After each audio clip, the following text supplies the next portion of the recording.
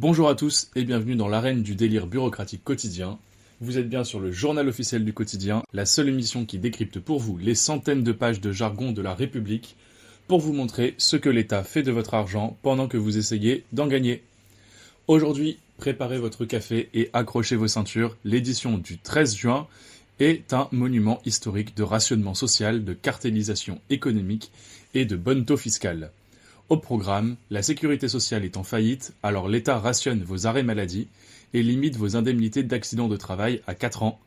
Le ministère de l'Agriculture valide officiellement un cartel pour faire monter le prix du fromage Comté.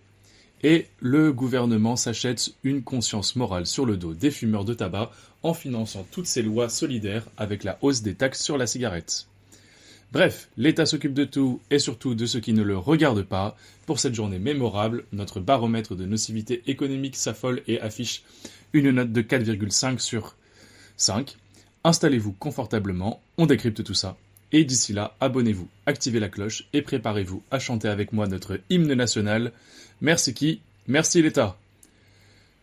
Voyons le menu de notre audit d'aujourd'hui en 4 chapitres. D'abord le rationnement des arrêts maladie, ensuite le plafonnement des indemnités d'accident de travail, puis le cartel d'État sur le Comté, et enfin la martingale fiscale de la taxe tabac. Le rationnement de la santé. Entrons tout de suite dans le vif du sujet avec le grand rationnement de notre santé. L'État flique les maladies et les médecins. Toute l'année, l'État nous explique que notre système de santé est le meilleur du monde et que la solidarité nationale est notre trésor commun. Mais dans la réalité, la gestion financière catastrophique de la sécurité sociale a créé un trou béant. Et pour boucher ce trou, l'État ne choisit pas de réduire son train de vie bureaucratique, non. Il rationne vos soins et s'immisce directement dans le cabinet de votre médecin. Ce matin, au journal officiel, le décret numéro 2026-498 plafonne officiellement la durée de vos arrêts maladie, 31 jours maximum pour une première ordonnance et 62 jours pour une prolongation. Vous avez bien entendu, si vous avez une pathologie lourde, une convalescence complexe ou une dépression sévère, l'administration se substitue au diagnostic clinique de votre médecin. Pour obtenir un arrêt conforme à votre état réel, votre praticien devra multiplier les paperasses ou s'exposer à des contrôles coercitifs. Et pour s'assurer que personne ne triche, le décret 2026-499 impose la saisine obligatoire du médecin conseil de la Sécu dès que le renouvellement de votre arrêt atteint 3 mois. L'État instaure une présomption de fraude généralisée sur tous les malades de France pour masquer sa propre faillite financière. Les accidents de travail. Et le couperet tombe encore plus vite si vous êtes victime d'un accident de travail. Le décret numéro 2026-501 fixe désormais la durée maximale de votre versement d'indemnité journalière d'accident de travail et de maladie professionnelle à 4 ans maximum.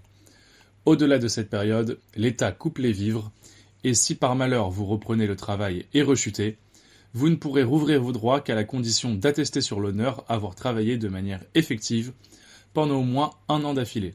C'est un recul sans précédent pour les droits des travailleurs. Les entreprises et les salariés paient des cotisations sociales records pour être couverts contre les accidents de la vie. Mais quand le drame survient, l'État ferme les vannes administratives.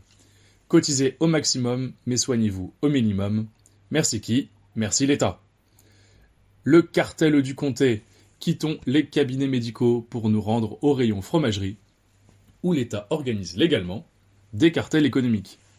Vous trouvez que le fromage Comté est devenu un produit de luxe inabordable en rayon ? C'est normal, c'est organisé scientifiquement par un arrêté du ministère de l'Agriculture publié ce matin même. Le texte numéro 18 homologue en effet les règles de régulation de l'offre d'appellation d'origine protégée Comté pour la campagne 2026-2027. Sous ce jargon poétique se cache une réalité brute. L'État rend contraignant un accord interprofessionnel qui interdit aux producteurs de fromage de dépasser des quotas de production sous peine d'amende administrative massive. Dans une économie de marché saine, une forte production permet de baisser les prix pour le consommateur. Mais en France, l'État organise officiellement la pénurie de Comté pour maintenir des tarifs élevés. Les consommateurs sont plumés au supermarché pendant que les producteurs les plus dynamiques sont bridés par la bureaucratie agricole. La libre concurrence s'arrête là où commence le corporatisme d'État. La martingale fiscale à présent. Pour terminer notre audit en beauté, analysons la martingale fiscale préférée de nos parlementaires, la hausse des taxes sur le tabac. Ce matin, le journal officiel promulgue 2 lois pleines de bons sentiments.